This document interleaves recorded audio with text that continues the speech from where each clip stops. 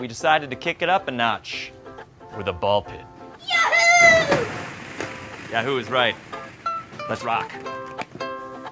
Who doesn't love a good trash fire? There's no better way to keep warm during those long winter months than by huddling up close and watching the combustion take place before you. And conventions, well, they fit the bill. Now, there are a myriad of them for almost every subject you could imagine. They come and go all year round. And every once in a while, once in a blue moon, you'll come across a convention that devolves into complete and utter madness.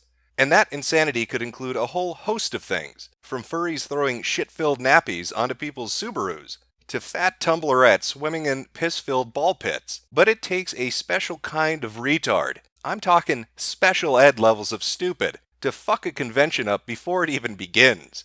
Typically, the convention actually has to happen first before it can devolve into a shit show. But that's not the case with Kilroy. The free speech event, everybody's been talking about it. All your favorite YouTubers are going to be there.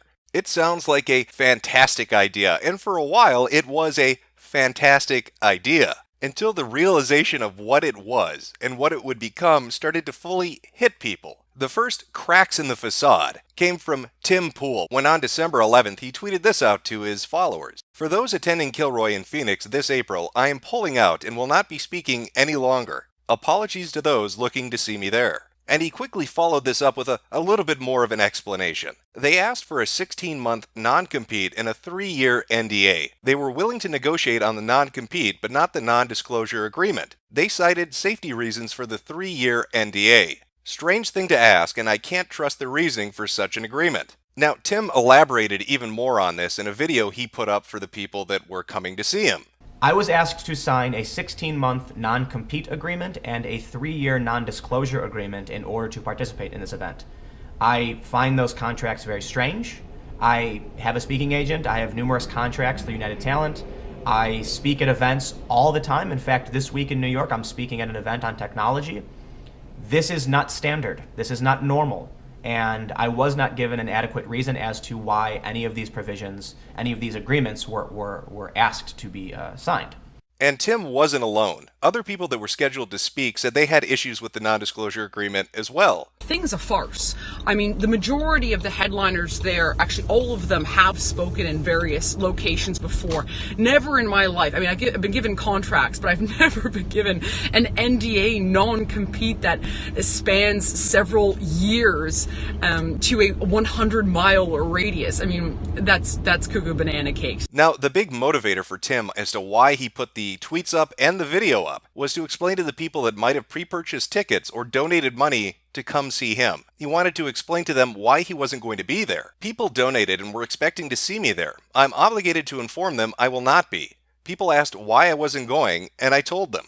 I've kept a lot private here, but I'm willing to publish everything if people are not satisfied. Well, as it turns out, not everybody was completely satisfied. In particular, the organizer of the event. It isn't strange to ask. It's standard practice. I was clear that I'm not willing to risk the anonymity of dissidents whose lives are at risk for attending and speaking at Kilroy. Calling me out in public isn't going to compel me to bend on this. No one called you out. I'm obligated to inform people that thought I was going that I will no longer be there. But it gets stranger still. One of the featured speakers on the Kilroy page, an account called Harambe Desserts, had this to say: Tim Pool is not an ally to ex-Muslims, and he is going around bad-mouthing and lying about Based Mama, who is an ex-Muslim too. On that fact alone and his lies, he is despicable. Hate though? He is just a stupid ass. Not worth hating at all. I don't know about that. All I see is people mocking an NDA that protects ex-Muslims. I mean, how much of an ass butt do you need to be? I don't trust that dude, Tim Pool, as far as I can throw him. He obviously is shady and selfish as anything for making a big deal out of the NDA. I'm fairly certain Tim Pool doesn't know who he's fucking with. Neither did I when I responded to this insane bullshit calling him a bad ally for having issues with an NDA contract, because I received this response: dude is in for a rude awakening with us. Oh yes. Don't ever fuck with ex-Muslims. You will regret it. Don't fuck with us. You're gonna regret it. I wonder what she meant by that.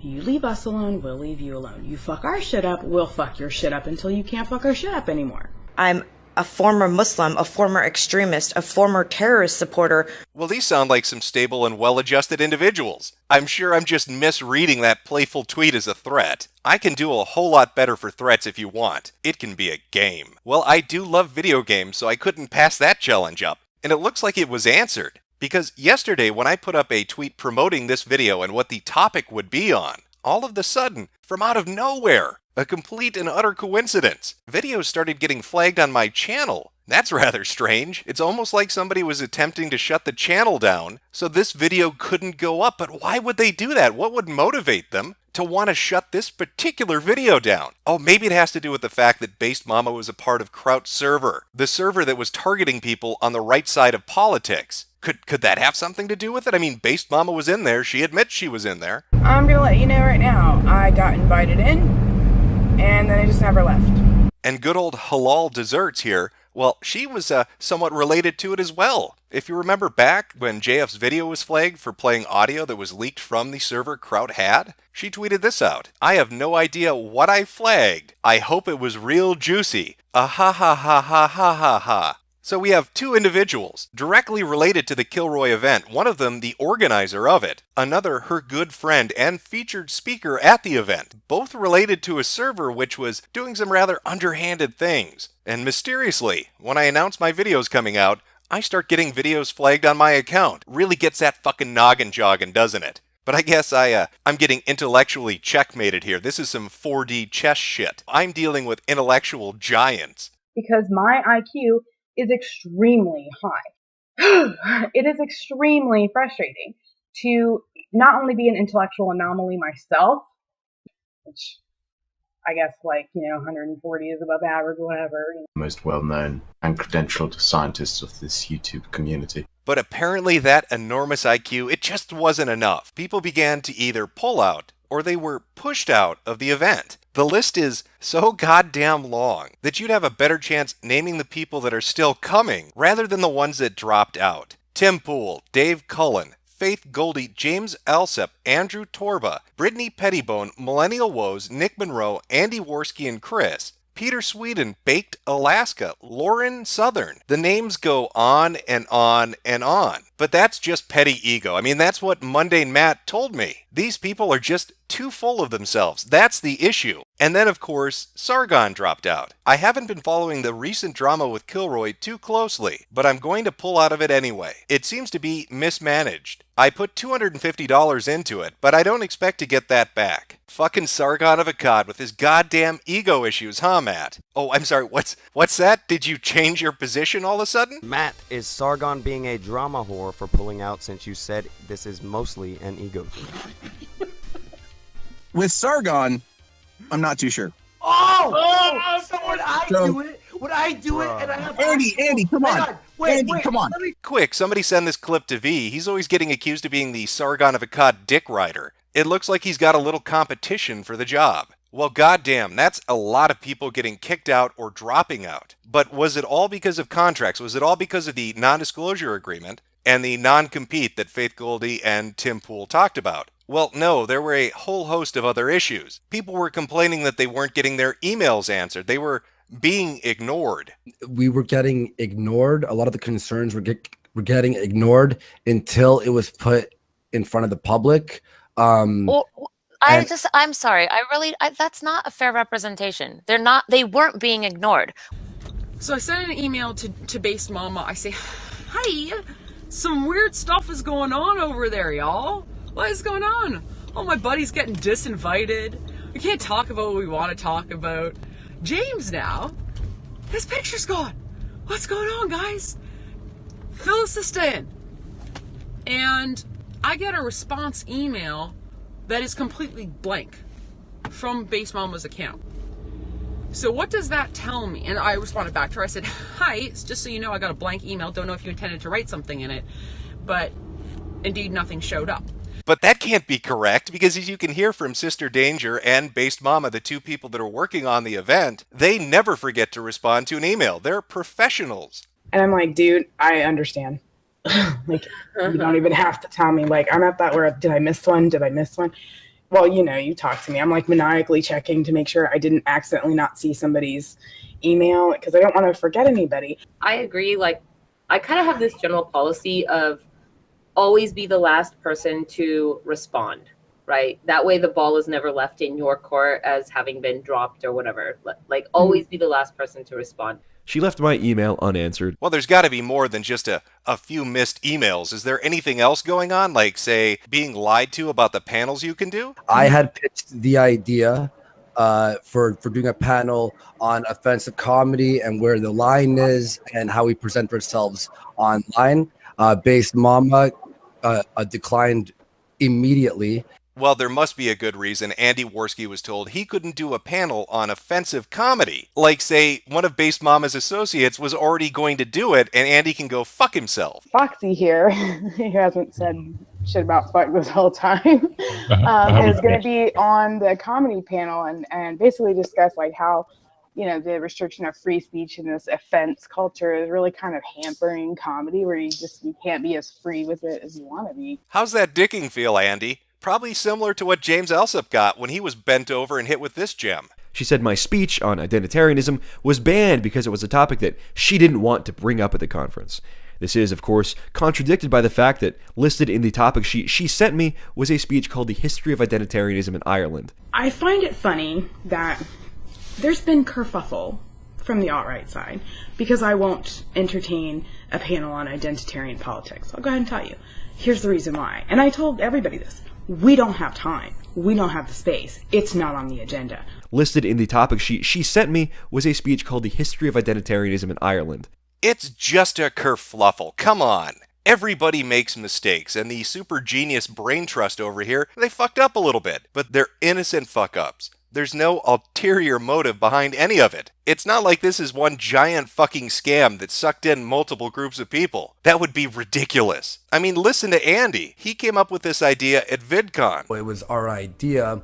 I was one of the initiators of this idea. It was me, Chris, my buddy who I filmed with, Failure, Rucka, and I think, what was his name? Tanuki or Toki or something? Failure? What was his name? It starts with a T. Do you know what I'm talking about? Yeah, Wild Tanuki. Here, or that's it. It was all of us, and we were all at that shrimp place during VidCon, and we were the ones who were like, "Oh, we should do our own VidCon where it's like all of us, and we can meet, you know, viewers and stuff, and talk about whatever we want." And then we were all just hanging out outside, and Sister Danger was there. We brought it up to her, and she's like, "That's a great idea. You know, I've done these things before." And then when she spoke to Based Mama and Dave, they sort of took a hold of that. Well, isn't that wonderful? Based Mama is going to help Andy realize his dream to put on this idea for a convention. But wait a minute, though. That's not what Based Mama told Bunty King. This has been in the works for quite a while, so I'm just... How long has this been in the works for, if you mind me asking? About 3 years. We've been... 3 you know, years? Yeah. 3 years you've been planning this with Dave? No, I was planning it with Kevin. That's really strange. When I Google VidCon, it shows me that it ran from the 21st to the 25th. And the social media accounts for the Kilroy event went up after VidCon, which would seem to substantiate what Andy Worski is saying. Yet there's Based Mama telling Bunty King this is something she's been working on for 3 years. Well, that's a bit of an inconsistency. I mean, all she wants to do is help establish this event. Oh, wait, did I say event? I meant business. Most NDAs are indefinite, so I put a 3-year limit on it because I'm like, well, that's plenty of time to establish our business model and streamline the process so other people can take Kilroy to their cities, you know, and do their thing, and like we can help them out with getting contracts and, you know, contracting with vendors and venues and doing all this shit. Like, I was like, yeah, that's cool. Like, we had a fucking plan. It wasn't like we just pulled this shit out of our asses. Yeah, let's franchise that fucker out. Hey, let's take it even further. How about some trademarks and copyrights? What we could do is trademark our brand for Kilroy was here. Hell, even throw in a few employment NDAs and non-disclosure agreements. These contracts are the same as going to employment. Not the same. I'm sorry. I'm going to really take that back because I already got raked over the coals. That sounds like a recipe for success. but definitely not what Andy Worski and a whole host of other people signing up for this particular event thought when they signed up for it. Oh, God, I'm getting so sleepy here. I'm just going to stop thinking about it. I don't want my ego to get in the way. Hey, guys, let's go take a nap. Anybody else getting tired? I mean, all that matters at the end of the day is that business loan gets taken care of. So when I go into these places 6 months ago, trying to secure spots, they're like, we want a deposit now. So I took out a loan to put down the deposits. So Oh, I'm wow. into this shit for like $30,000 already. Oh, wow. I didn't know that. I don't think anybody knew that.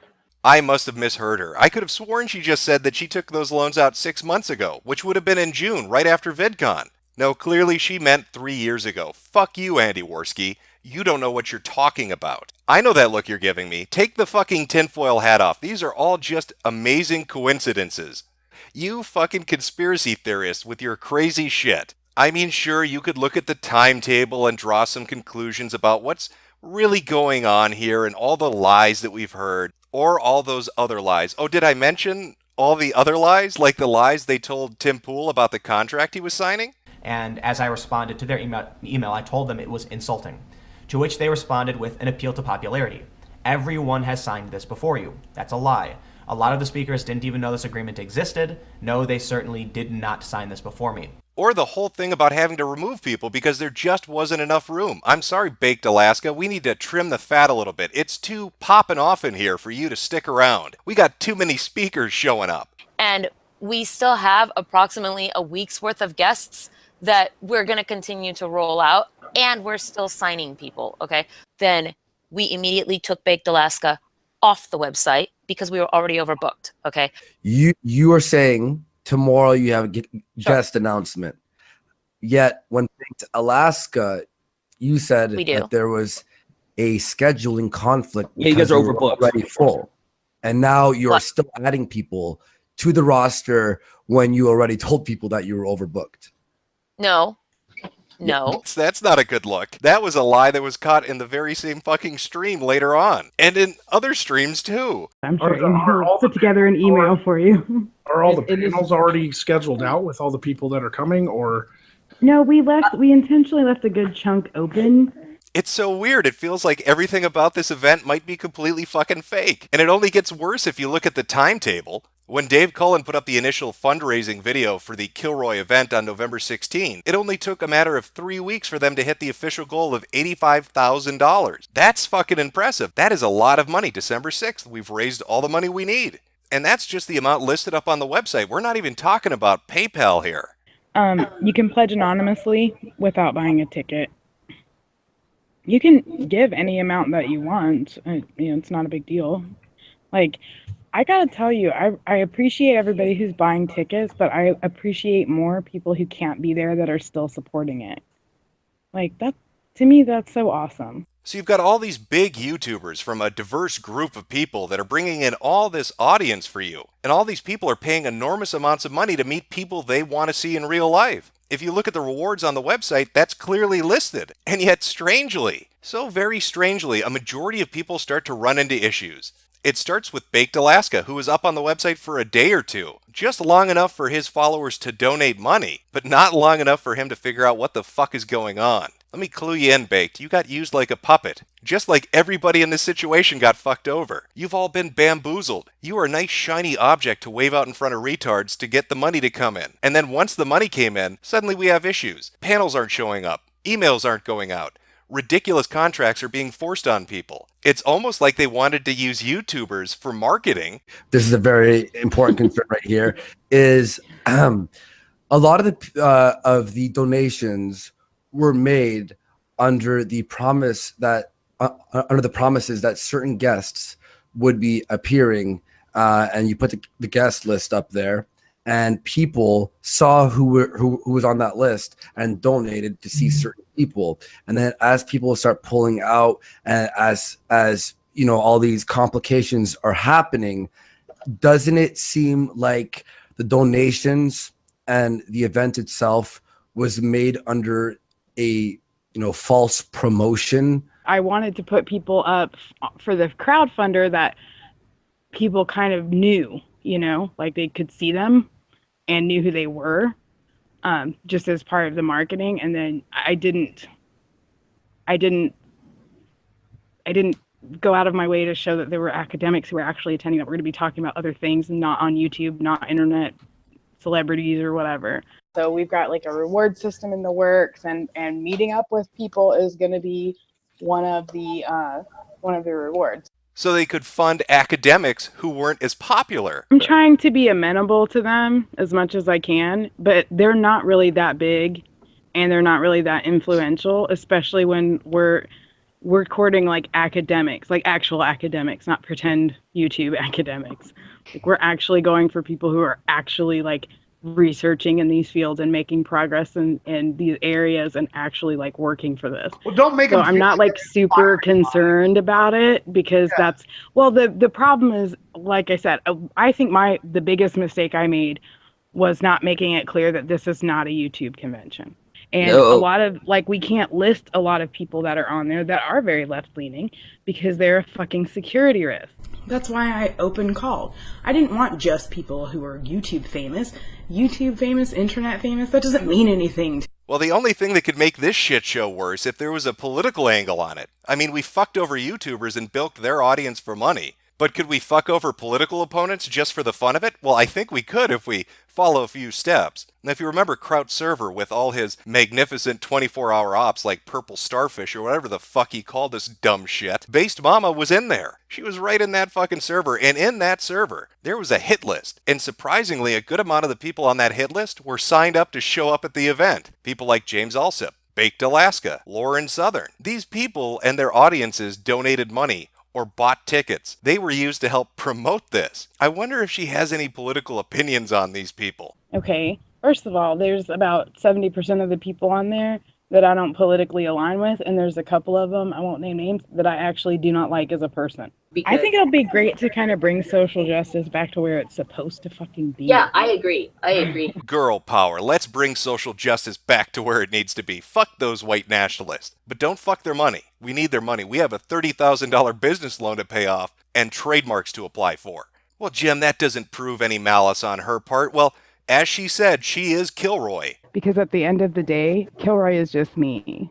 And the Kilroy social media page that's up only has like 130 tweets. So it's really weird then, isn't it, that a social media account used to promote a free speech event would be retweeting Trout and T advertising his dirty tricks server. If she's calling the shots, and this is her event, and her event is officially promoting him by retweeting him on their official fucking account, raises a few questions, doesn't it? It's a twofer, really.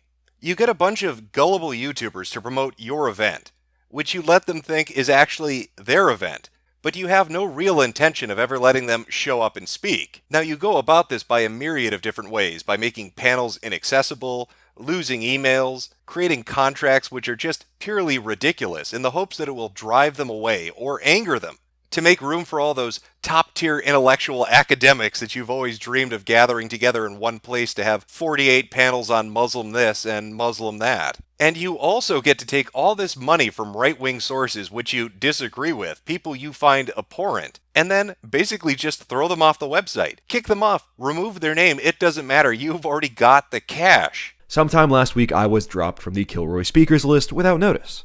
That's how you know you're dealing with true professionals. Seems pretty cut and dry to me. For that 3-week period of fundraising, there weren't contracts sent out. There weren't NDAs discussed. Everybody seemed to be taken by surprise at the very end, after the money was gathered. Then, once the money was in that bank account, suddenly we have issues. Suddenly we need to clear some room, make some space for the important people, not you fucking YouTubers. You don't matter. But hey, you've still got things to look forward to at Kilroy. I mean, sure, Sargon's not going to be in the ball pit. That's a bit disheartening. I think we all really wanted to see him just swimming around in his natural environment, but sadly that's just not going to happen. But at least he can show up for the fights. The good old fisticuffs. I'm talking Jeff Holiday throwing down with Coach Red Pill. Can you just not be a pussy about it? You know something? I'm going to go to the Kilroy event. Okay, good. Come to the Kilroy event. I'm going to go to the Kilroy event, and I'm going to look you up. When you find me at Kilroy, that you were just saying, Coach, that you're going to come find me at Kilroy, what are you going to do when you find me? You're going to give me a big old sloppy kiss? You'd love that, wouldn't you? Oh, yeah. I love older men. So what are you going to do? You saying you're going to come and you're going to find me at Kilroy. What are you going to do? We're going to have a chat? You're going to buy me a burger? You'll be talking, but I won't be talking much, probably.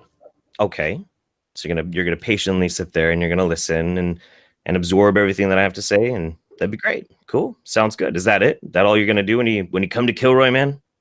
Or Johnny Fox taking on Mundane Matt. Here's the I know I thought this. Like, here's the thing, Johnny. You want to have this conversation in person, dude? I'm all for it. Get your ass to Phoenix in fucking April. For whether you're going to Kilroy 1 or Kilroy 2, whatever Andy's making. Why don't you come on out? Why don't you come on out? Come on out. Well, I'm come on out, sir. That's my suggestion. Come on out. Come on out. Come on, let's have a conversation. Come on, get on that plane, Johnny. Get on that Iron Horse. Get your ass out to Phoenix. Come on. That sounds like some good old fun. Who doesn't want to watch people beat the shit out of each other? This sounds like a fantastic event. And hopefully, Kilroy's a great success for them because they're going to need the money, with breaking the law and all. Oh, did I forget to mention that part? You know that 3-week crowdfunder they had where they had a ton of people's names up, raising money to show up at the event, and how they sent contracts out after that, after December 6th, after the money had been raised? Turns out that might have been completely fucking illegal. Don't take my word for it. Ask Based Mama. But then I got a second problem, which I found out the other day, is I can't advertise people that I don't have signed on to speak. Yeah. Because that would be violating false advertising laws in Arizona. So if I'm understanding this right, she's basically admitting that she illicitly raised $85,000. Brilliant. That is 140 IQ, ladies and gentlemen. Because my IQ is extremely high. It is extremely frustrating to not only be an intellectual anomaly myself, which I guess 140 is above average, whatever.